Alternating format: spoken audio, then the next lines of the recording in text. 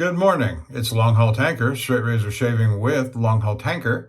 And today is the 23rd of October, 2024, Wednesday morning at approximately 0850 as we get started on this morning with a straight razor shave. We're going to do, as you can tell from the wall behind me, I'm in the hallway bathroom and not in the master bathroom, which is okay. But so anyway, let's get started on the introduction of the equipment. And we're going to use one of my favorite razors this morning, and that is the Whacker Handgesmit. And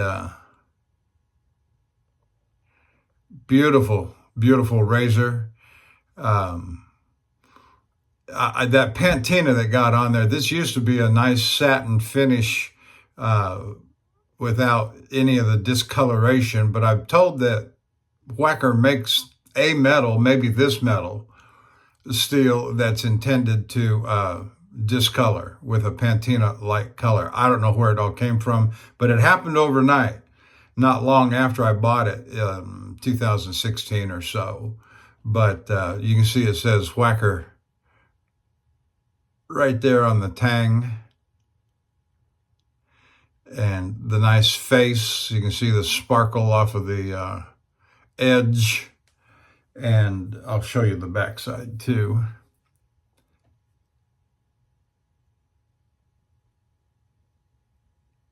Made in Germany. Anyway, there's that. Beautiful razor, 8/8.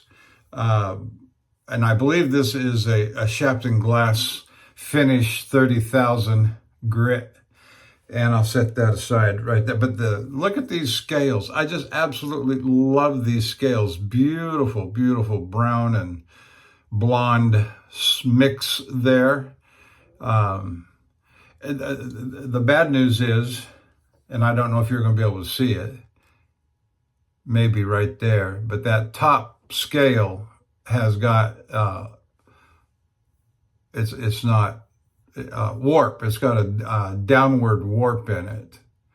And when you go to close, you have to be very careful not to knock the edge against that warped scale.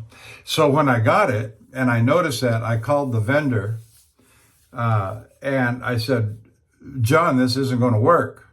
And he said, I said, you got another one? He said, no, but you can send that one back. I'll give you a refund. I said, I don't want to. It's beautiful.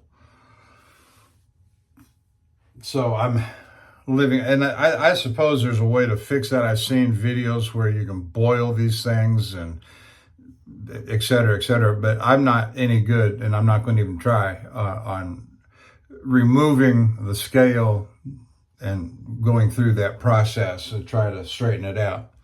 All right, the soap we're going to use today is A&E's Asian Pear. A&E's Asian Pear. And I'm not a big fan of A&E soaps, and I've used this one enough times to know how it's going to perform. And I don't like it, but I'll show you more about that later. And our brush is going to be the Simpson Chubby 3 Super Badger. Lovely brush, Super Badger. All right, put that back in the hot water. And so let's get started.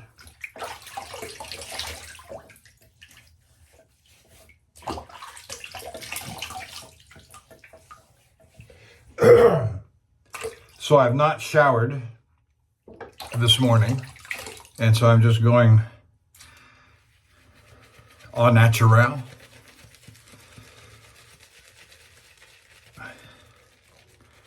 And this Chubby 3 is approximately a 30 millimeter brush.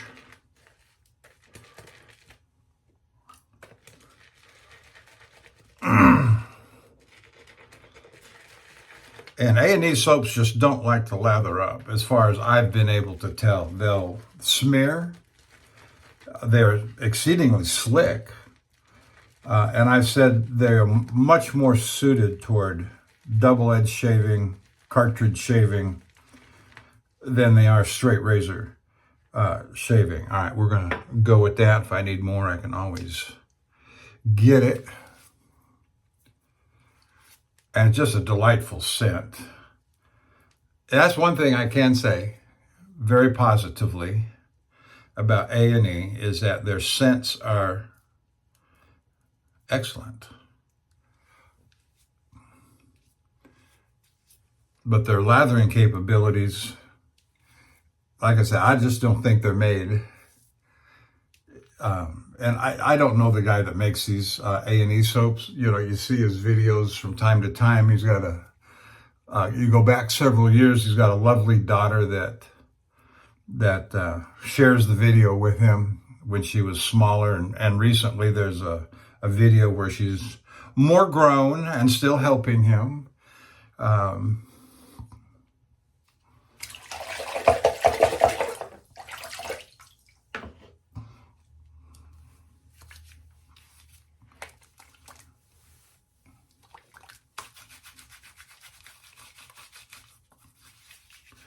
So I have some very wonderful news to report here in a minute.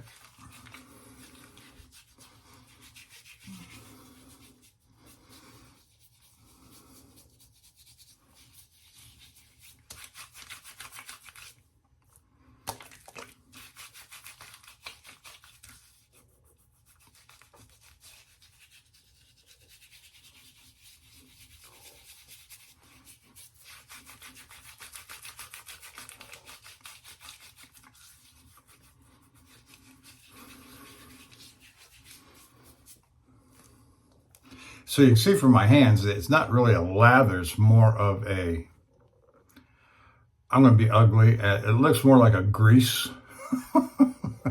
than it does a lather, which, you know, it smears very well. But if you're looking for something else like a lather,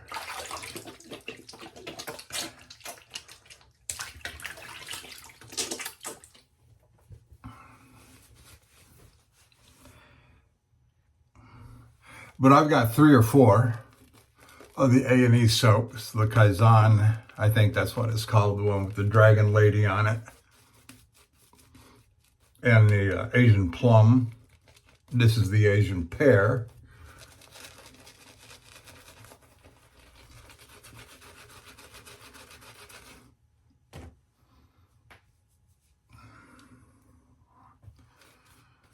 All right, the good news, here we go.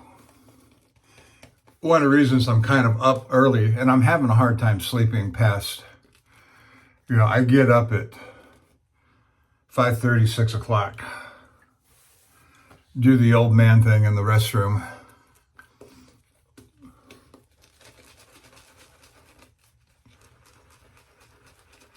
go back to bed for a couple of hours, and get up by 7:30, 8 o'clock.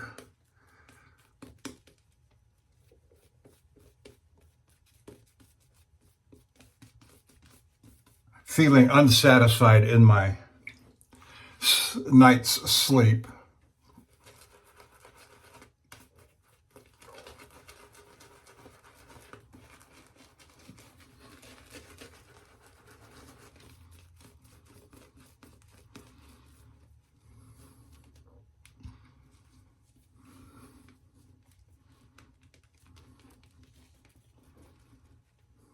It just looks more like a cream smeared on the face, and it doesn't have any characteristics of a good lather, in my opinion. And not trying to be ugly, but if you want to pay me to give a better review, I will.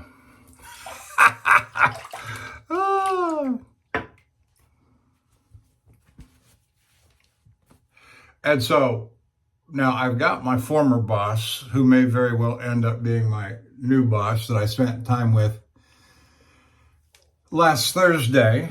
We finally got the ball rolling yesterday on commencing the application. He'd already had the application, but as far as running all the necessary reports for a truck driver with the DOT and Department of Transportation, and the MVR, which is a motor vehicle report, which is basically your driving record, accidents, tickets, and that sort of thing.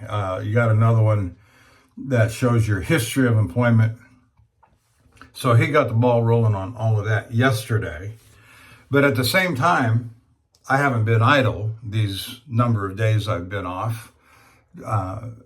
We got this morning at 8 o'clock, another reason I woke up early because my text messages were blowing up.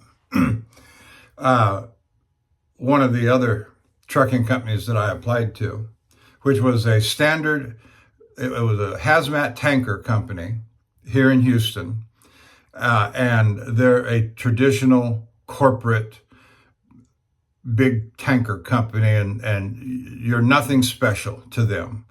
And so they're going to go through the paces. They don't know you. I don't know them. I just, filled out the application online because I knew they were local in Houston.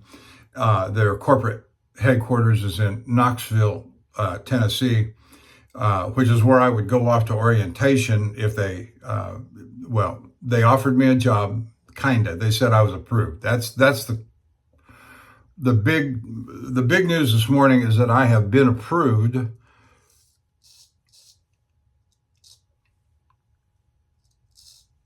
by this big, I'll call them a big box company, not box, but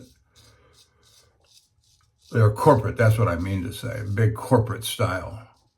Follow all the rules. They're not going to give you any consideration because they know you. You either check the boxes or you don't.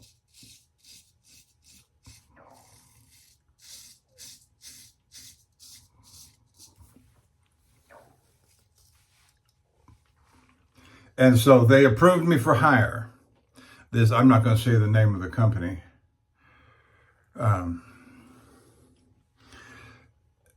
Because they're not my first choice to go to work for. I want to go to work for my old boss that I've known for years. In fact, in our conversation, he let it be known that he started with the company that he was fired from, that I was fired from, in 2012, and he's only about 6 months more seniority than me with the old company.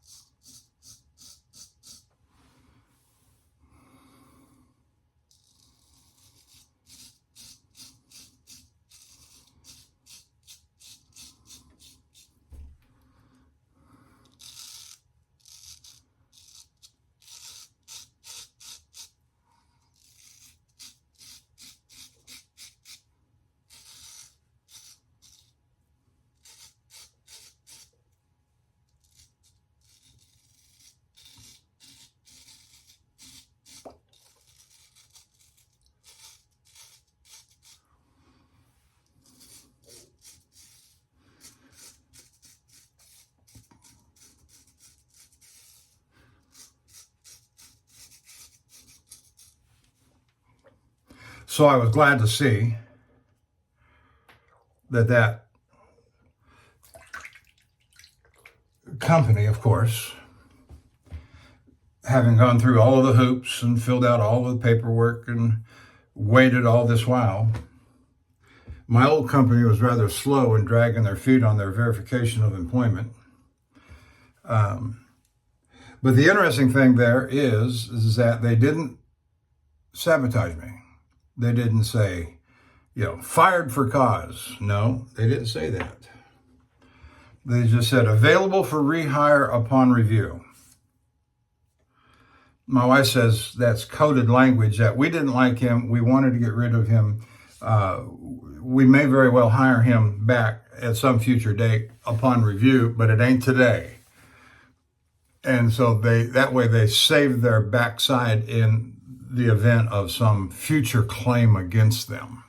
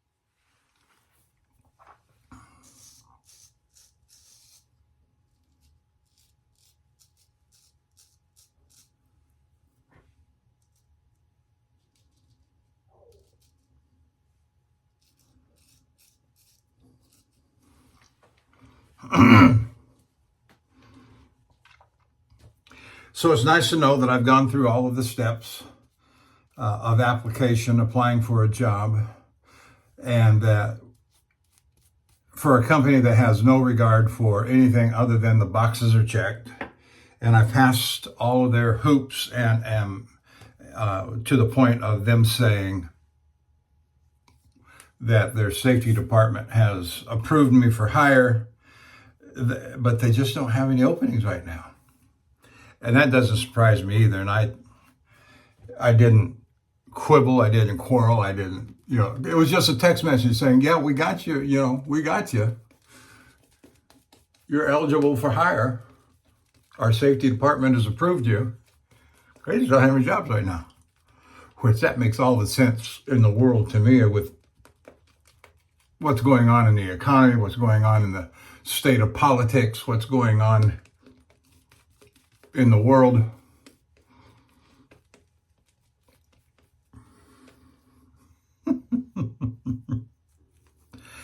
Boy, we got us a doozy, don't we? It is a doozy going on. Yeah, but 78% of the country says we're on the wrong track. And Madam Vice President, you've been in charge with the president for the last 3.5 years. Now, why shouldn't the American people be looking at you as being responsible for taking the nation in the direction of a wrong track? We've got to turn the page. Yeah, but from you. Oh. It's kind of like saying, we're going to fire you for being in the truck and doing something we don't approve of when you weren't in the truck at the date and time they specify that you did something they don't approve of.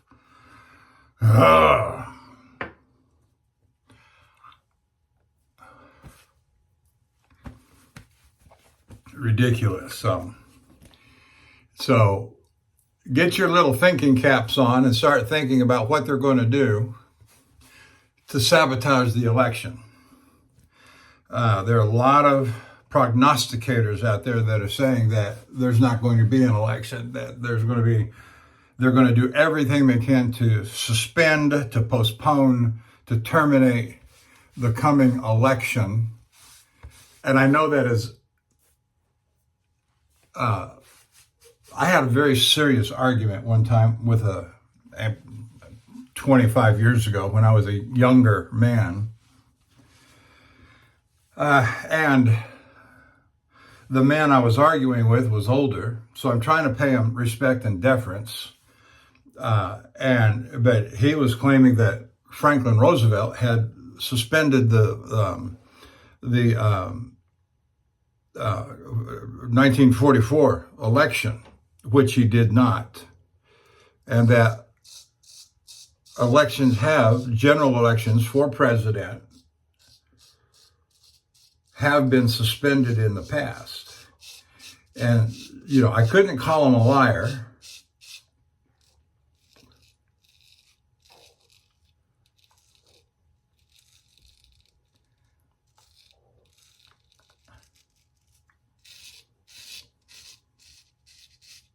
But he was as ignorant as could be. And I proved to him, of course, back then it wasn't the age of the internet. You couldn't just pull out your iPhone and look up on the internet the election of 44.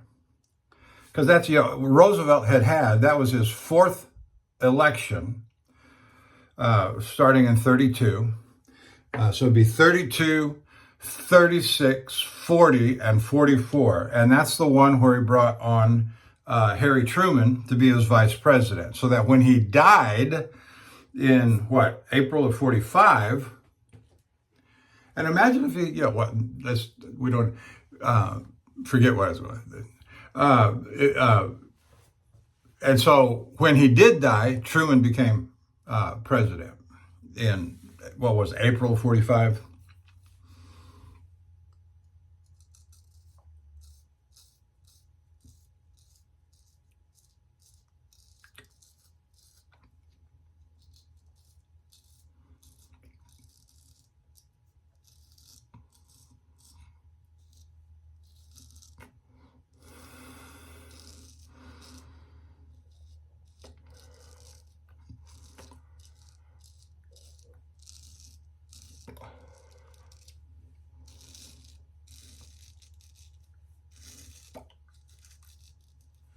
Now, another possibility that I'm reading more about is the current candidate, namely the vice president.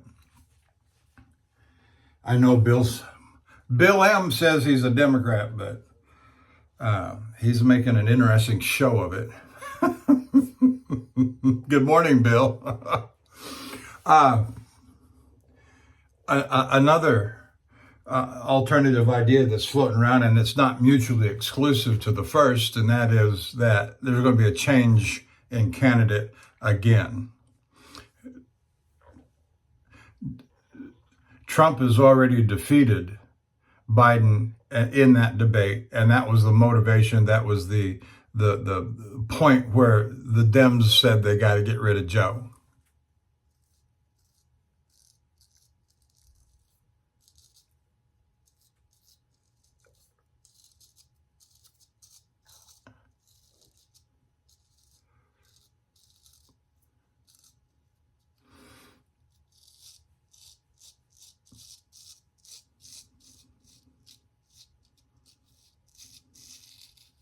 And Trump is absolutely correct in saying that Joe, I forget what the number is exactly, but so many millions of votes in the Democrat primary, and he has every right. He is the eligible, he is the rightful candidate that won the primary.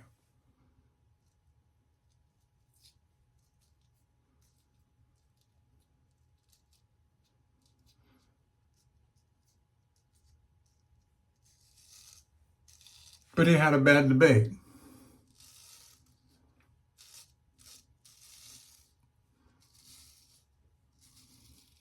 And then along comes Kamala. Who's your daddy, Kamala? Who's your daddy, Candace Owens? Who's your daddy? Who's your grandma, White Iris?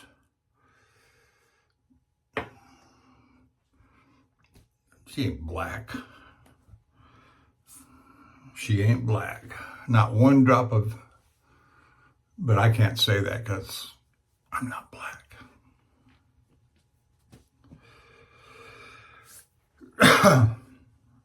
And so she who received no primary votes to be candidate for president is now the candidate. You see this thing? Look at this glob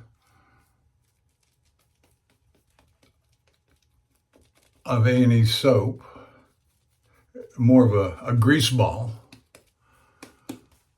But it smells nice and it smears around and it is slick.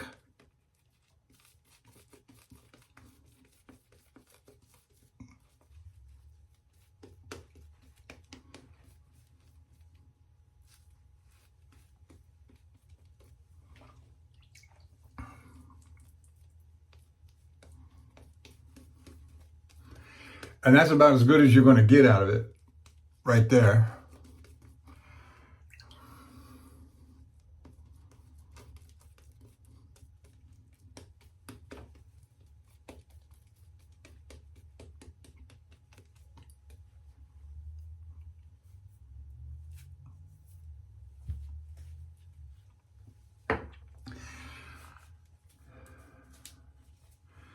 And so some sort of postponement, Proposition 1, some sort of postponement or termination of the election up to and including nuclear war with Russia, China, Iran, any of the above named mentioned enemies of the America, or a change of candidate.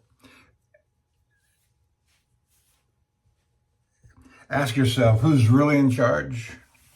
And when you ask that question, you get closer to who the candidate they want, the preferred candidate that they want is. But it's hard. It's going to be very hard for Big Mike to get anywhere.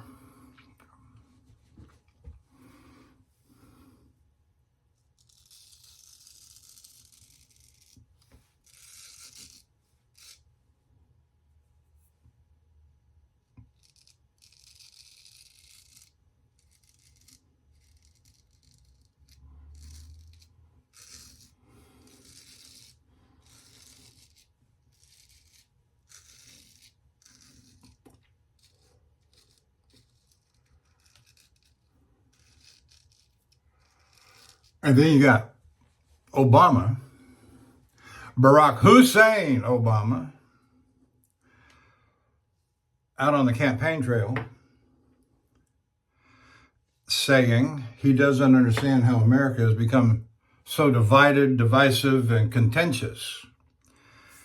He doesn't understand it. He doesn't understand it. He doesn't. I feel like holding up a picture. Look in the mirror.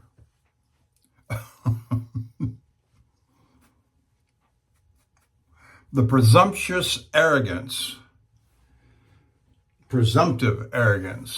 it's just astounding. They think they're right. They think they are America, and any opposition to them is astounding because you're in opposition to America because you're in opposition to them.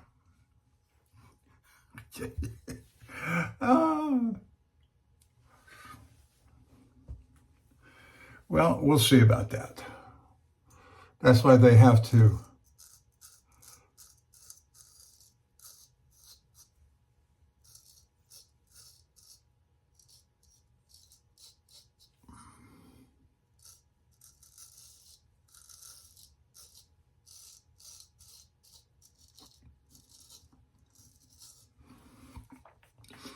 and so he stands up. BHO stands up and been out on the campaign trail here lately, and we're seeing more and more of these. Go on TikTok and look. My wife, that's all she does, look on TikTok. Not all she does, but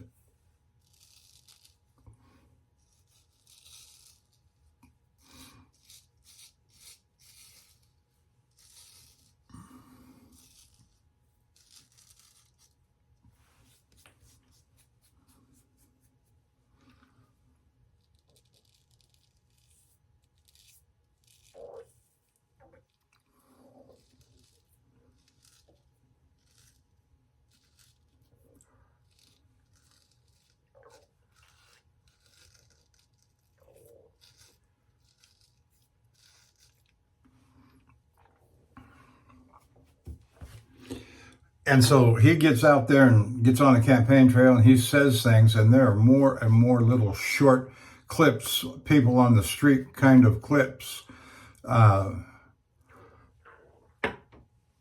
of African Americans saying that they're going to not vote for Kamala and vote for Trump. And that they're almost in a hysteric, wet, pissing their pants kind of moment, the Democrats, the elite Democrats, because the gig is up, and they can't have the gig up.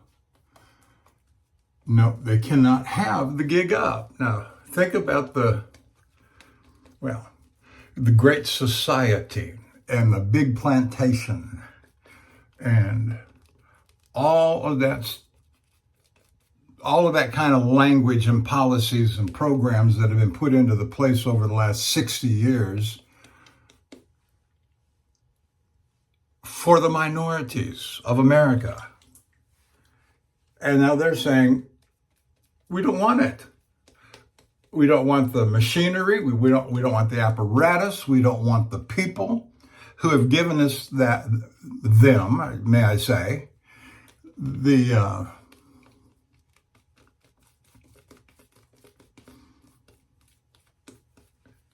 enslaving apparatus. Ooh, I got too close there, didn't I? Because that apparatus over the last 60 years, Great Society, etc., has been nothing more than enslaving, hasn't it? Nothing more than enslaving, taking your freedom and your rights away and enslaving you to a system from which there was no escape. Because once you were on the plantation, they had you in chains. I know that's graphic language to some, and some of you just maybe your heads may be blowing up, but you know I'm not wrong either.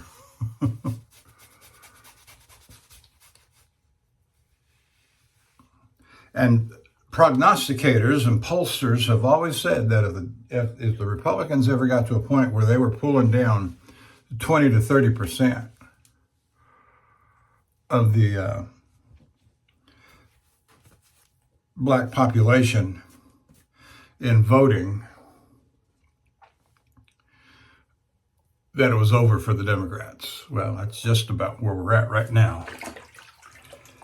And so, ain't politics as usual. Is not politics as usual. And so it's going to be interesting to see these next, and you have so many states that are now coming out. Georgia, Rassenberger, Michigan, Wisconsin, others, Illinois, I don't know about Illinois, others coming out and saying, excuse me a sec.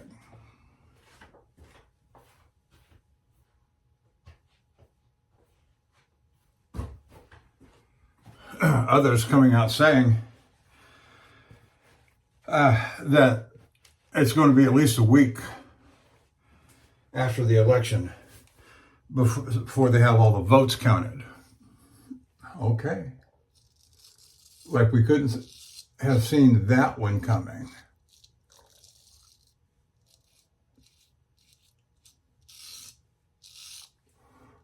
And all of the early reports now in early voting, all of these reports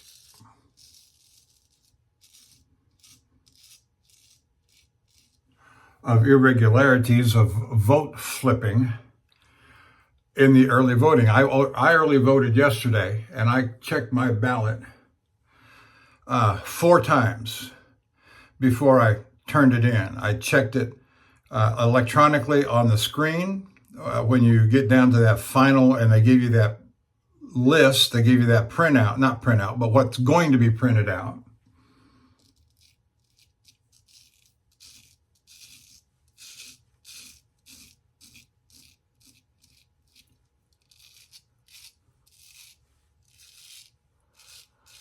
And I read it through twice.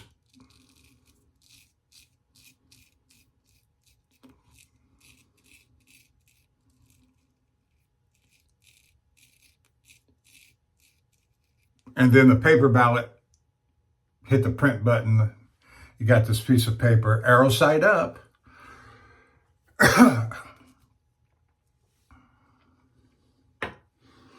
And it printed out, and I read through it twice to make sure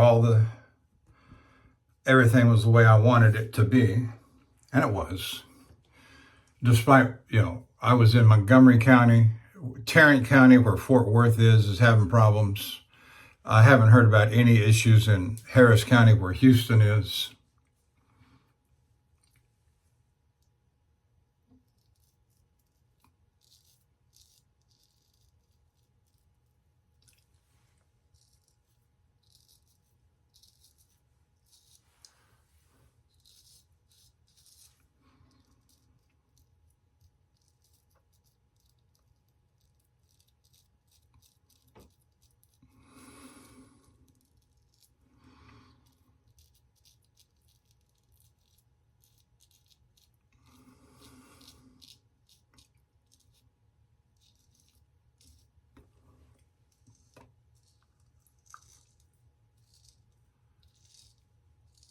So I have said all along,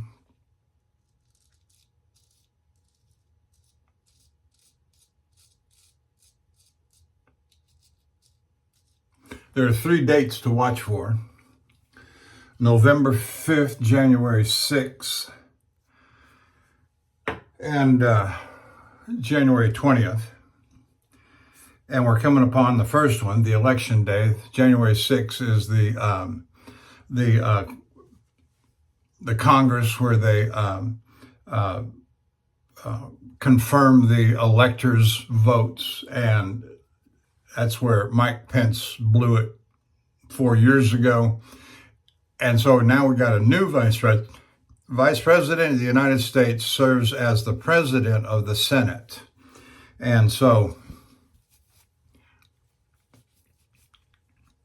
if Trump wins, that puts Kamala Harris in a position of having to confirm the electors. And that's going to be interesting because she's not going to do it. She's too in line with people like Jamie Raskin, who've already said that they're going to prepare Civil War-like conditions and deny Trump.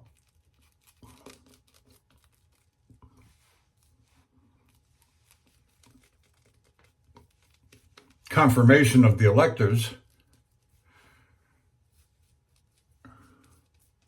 which is what, it's really kind of funny in a way because it's putting the Democrats in the position and Kamala Harris in the position of doing what Pence should have done 4 years ago.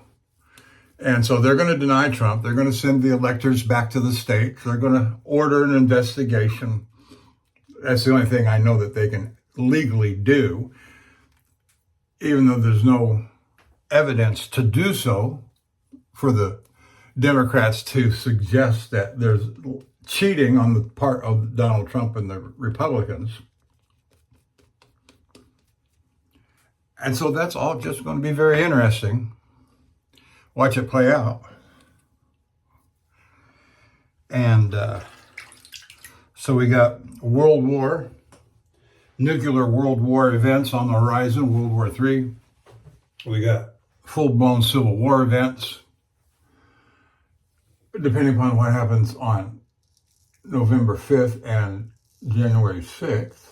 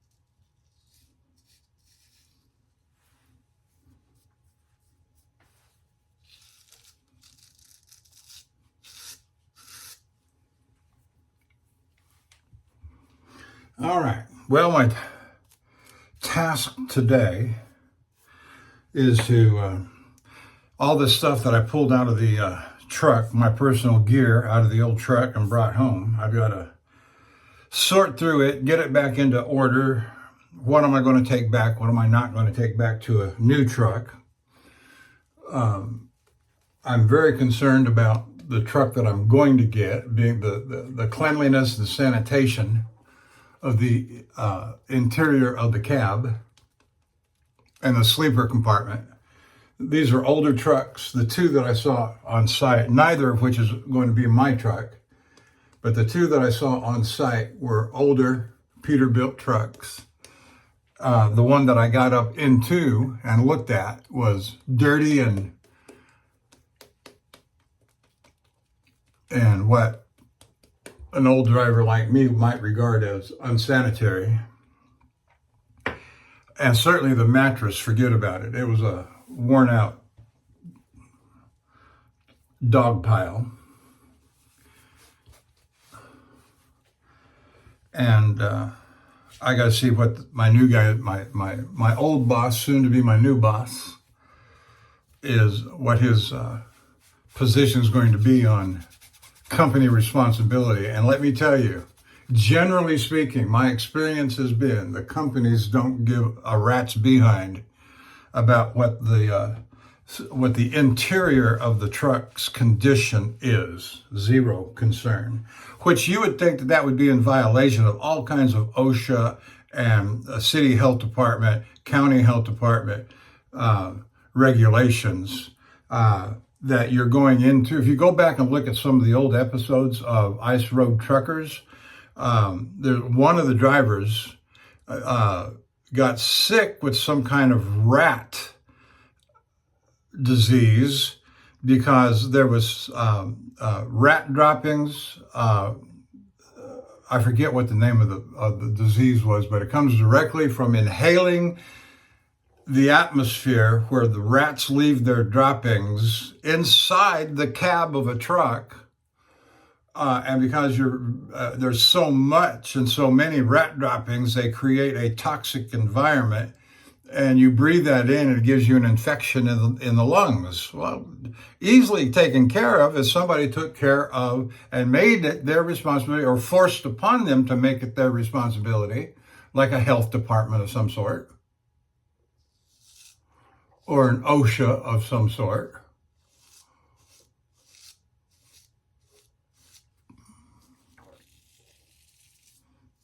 But nobody does. The companies, now I'm talking about company trucks, obviously owner-operator trucks, trucks that are owned by the operator.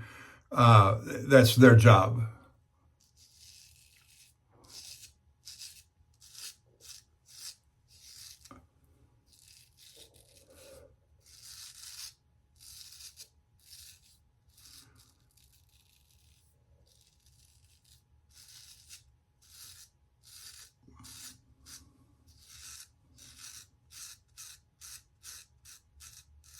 And the attitude generally is, on the part of companies and owners of trucks, is that it's the operators who get them dirty, it's the operators who should make them clean. Well, sadly, that can run into hundreds of dollars. You hire a cleaning crew to come out and clean the truck with virus, infectious disease control, antiseptic cleaners, and that starts running into hundreds of dollars. Drivers can't afford that. After all, they're just company drivers. And the companies that actually own the truck say, well, we don't care anything about it. That's the driver's responsibility. And the driver is not the driver's responsibility. At the change, when you have a change in the driver of the truck, the former driver either gets promoted to a new truck or he quits, moves on, and you got a new driver coming in. Anytime you have a change of driver, it's not the new driver's duty or responsibility to sanitize and clean the interior of the truck, the cab, the sleeper compartment.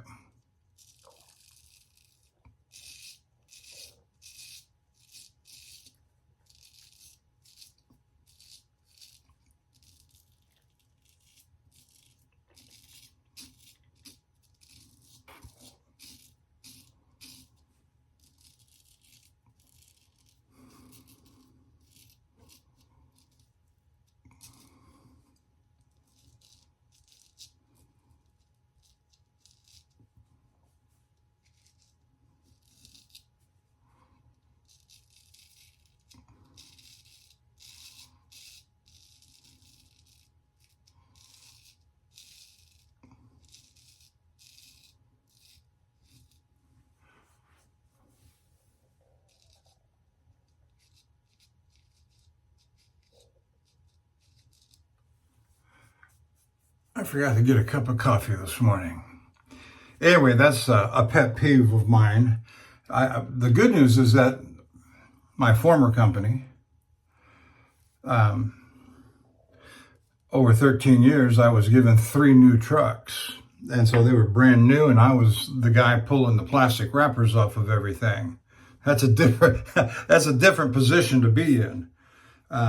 You're smiling and grinning all the way. Oh, what does this do? This is something new. Oh, and then, what else I was going to say?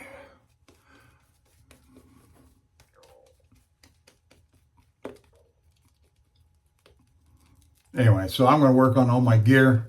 I've got it stacked up in the garage, and some of it's up in the attic, and some of it's in the spare bedroom. So I'm going to start going through it. What do I want to take? What do I not want to take?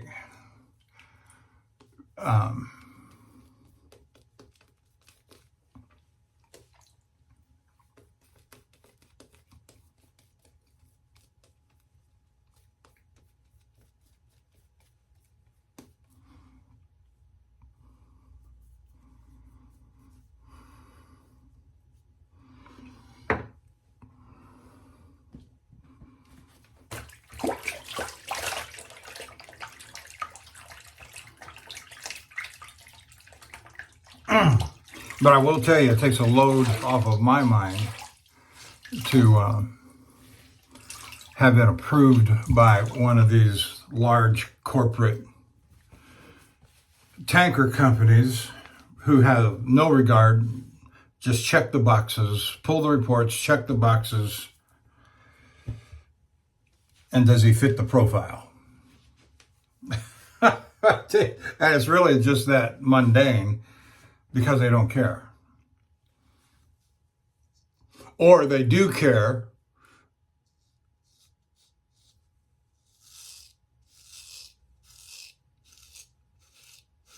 that you fit their profile.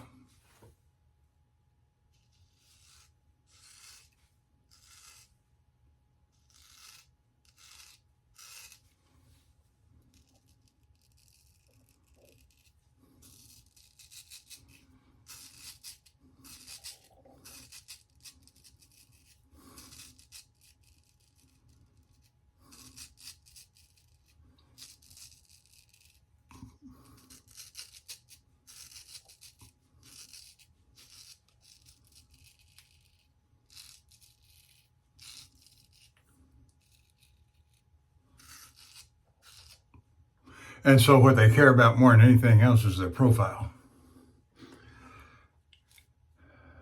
Safety has cleared you for hire. That's good news. Thank you. But we don't have any positions available or open right now. That's all right. I can wait, because I'm not really looking to be hired by you. I was just wanting to go through the process with you.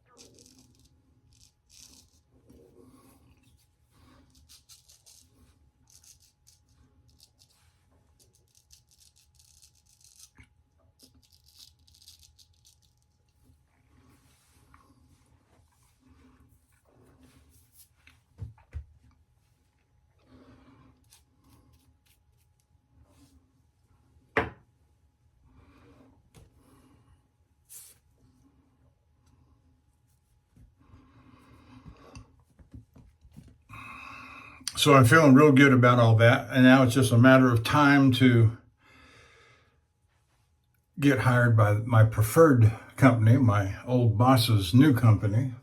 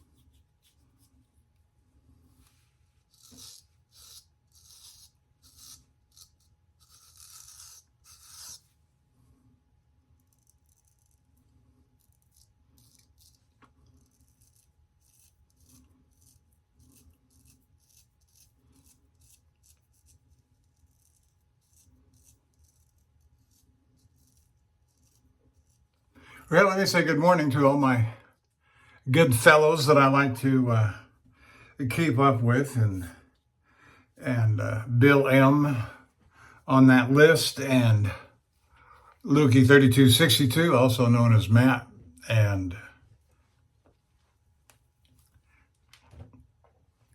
then we go from Matt to Dapper Shaves, Martin Shave Tests, and Sean Staplefeld in Puerto Rico, and Eric, the Cajun Blade, and Greg Gallant. Those are my guys, and I got some videos to get caught up on this morning and see where my activities take me.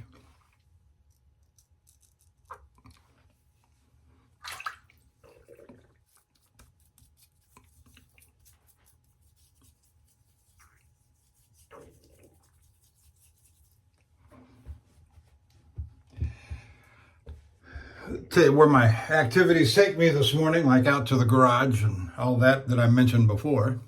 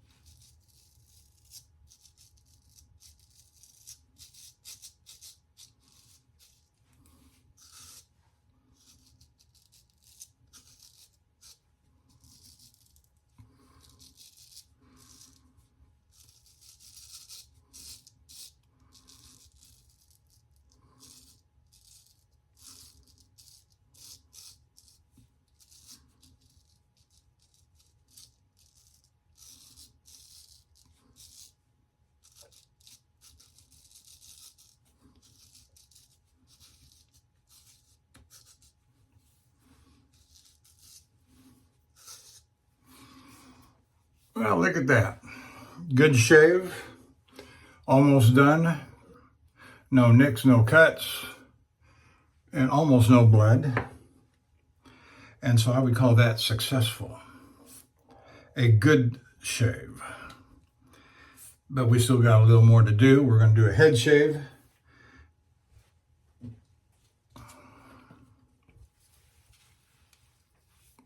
We're going to do some finishing strokes here.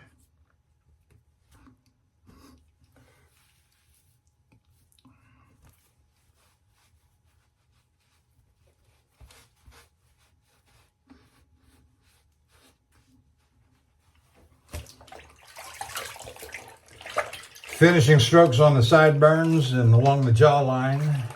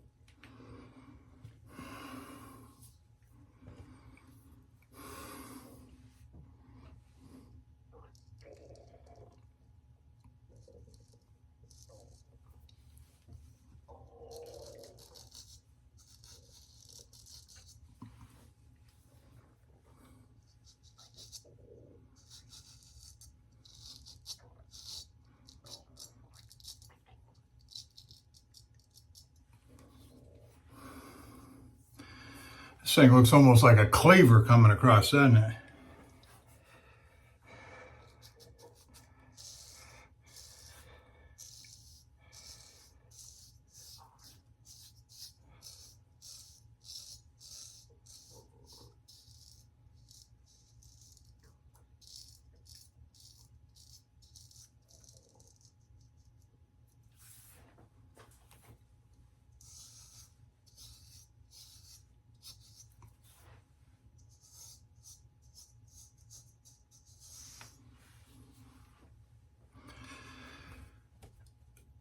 So I'm getting done here, do my post-shave cleanup, and I'm going to get me a cup of coffee.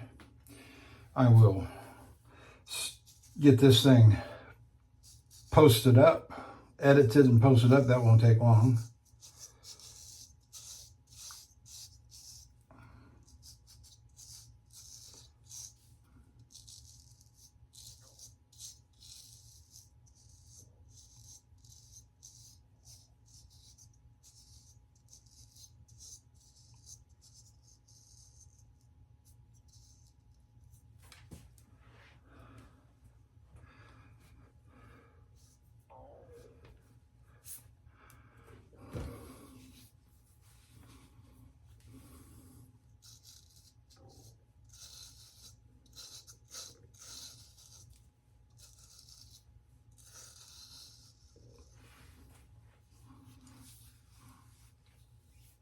Oh, that's wonderful. Absolutely wonderful.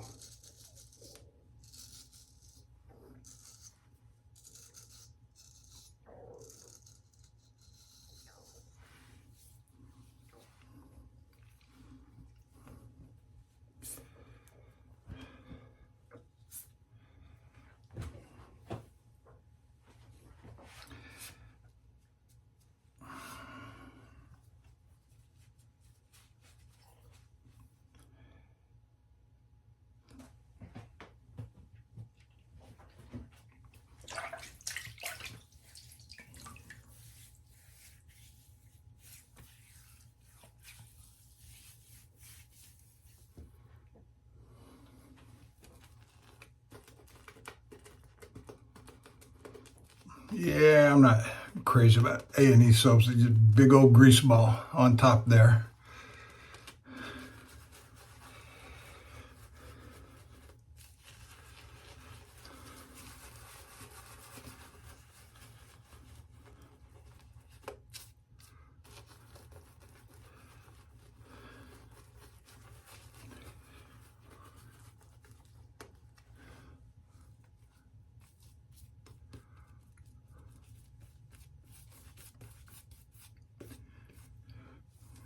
But it do smell good.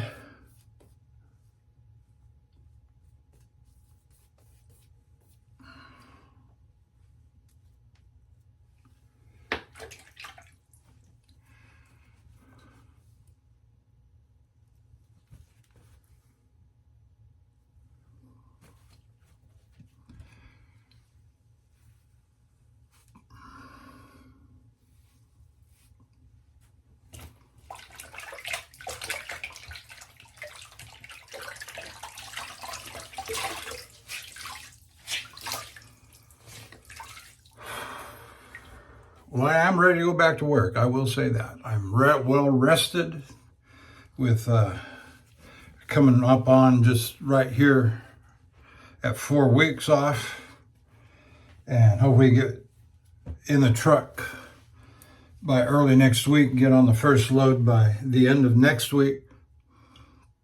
I don't think it's going to happen this week, but it's all right. There are things to do. That is to say, orientation, getting set up in the truck. And all of this stuff takes time. And sometimes people lose track of how much time, especially if they haven't done it for a while or have never done it themselves. And I will add, they don't get any better the older you get.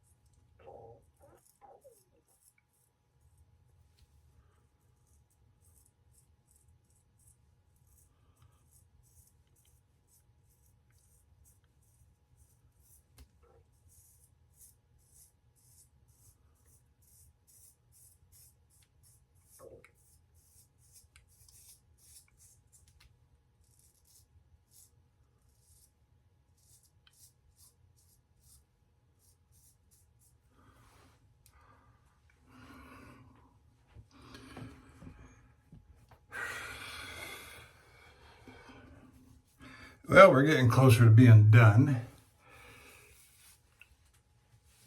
Do the finishing trim on the sides here.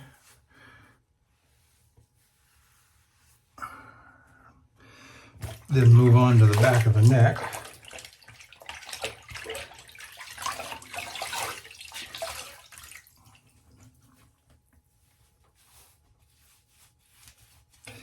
And then the aftershave refinements.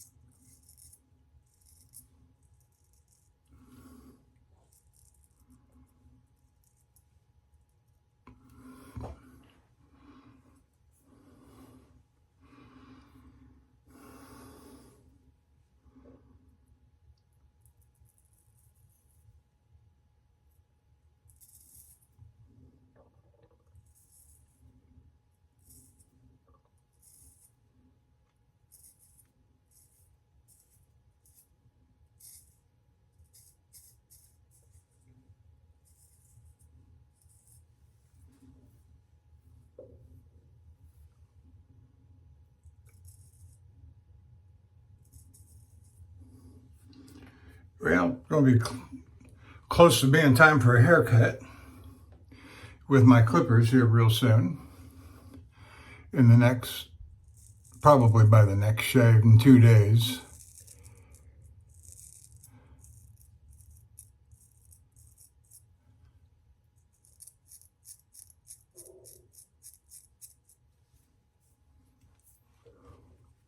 Oh, by the way, this is the George Whiston home pre-1891. Who knows what all this has been through, but just a nice little shaver. And Japanese natural.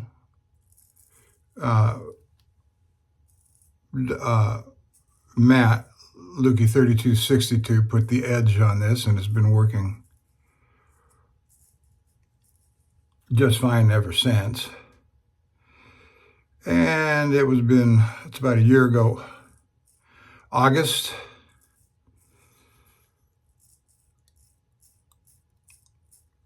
And this is the blade that my shop manager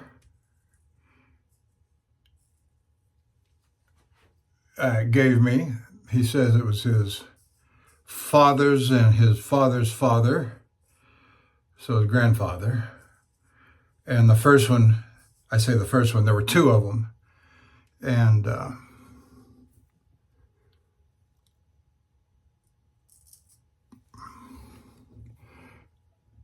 this one had worm-eaten horn scales, and they just crumbled away. And the other one had old ivory, butterscotch in color. Ivory had, I don't know what it is, faded or turned color, and had become so thin and brittle because I picked it up with my hand. And of course, the blade was very loose in the scales, and so as I picked it up and handled it, it cracked. Oops, sorry about that. But he was never going to use it as a real shaver. Anyways, and I said, I'll fix it for you. I'll do a little spot super glue or monkey gorilla glue or something. And he said, no, that's all right. It's all right. It doesn't matter that much to me, he said. I'm not going to use it like you would. Oh, okay. All right, we're going to put on some Ozma. And I broke out a new block, put the new block in my travel bag, and the old block that was in my travel bag I put on my bathroom sink counter. where that all those little mini pieces were, and I'm going to figure out a use for those.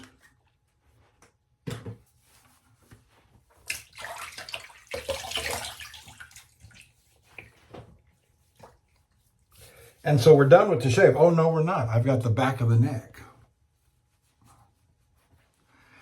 Oh, no, we're not.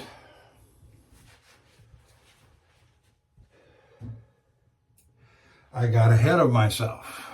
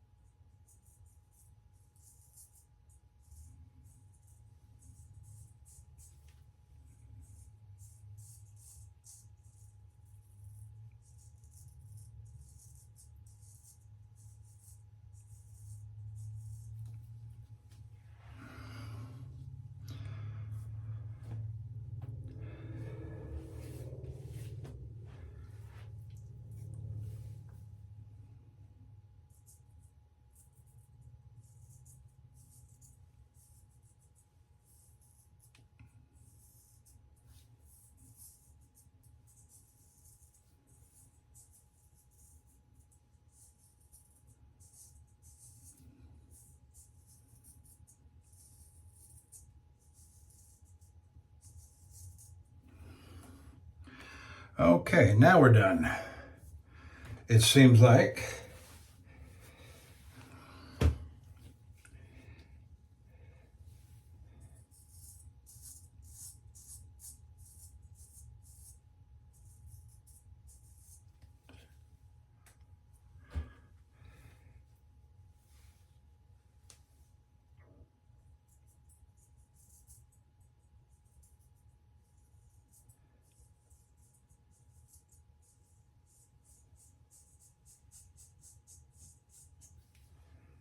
Okay.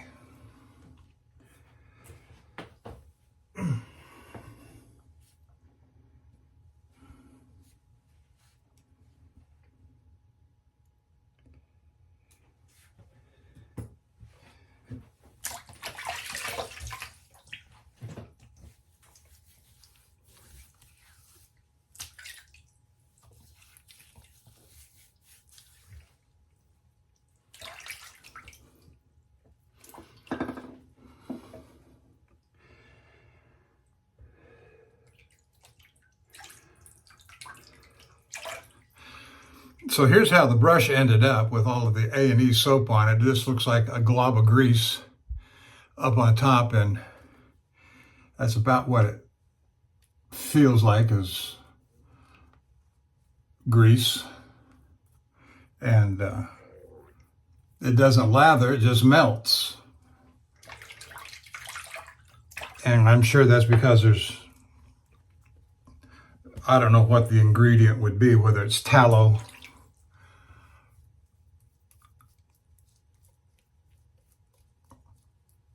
or what the lathering factors are, I don't know. Ingredients, I should say.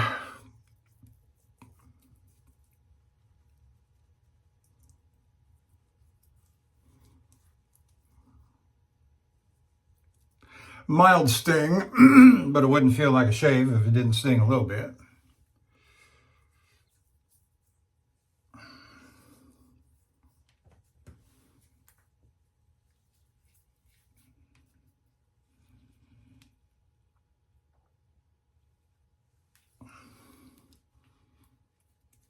All right, there we are. We're done.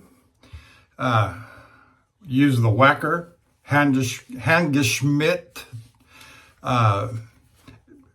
Again, one of those words that sounds like hand forged or handcrafted or something like that. And we use the Wostenholm on the head for the head shaver. Simpson Chubby 3 Super Badger, and the A&E Asian Plum. Delightful scent, no lather, but I've got it and I got to use it up. I just can't throw it out. All right, that's it. I'm done. Thank you for staying with me this long, and please keep me in your thoughts. My wife and I in your thoughts and prayers, as hopefully this spell, this period of unemployment will be over, and I'll be employed, and I can retire with dignity. All right, thanks. I will see you down the road.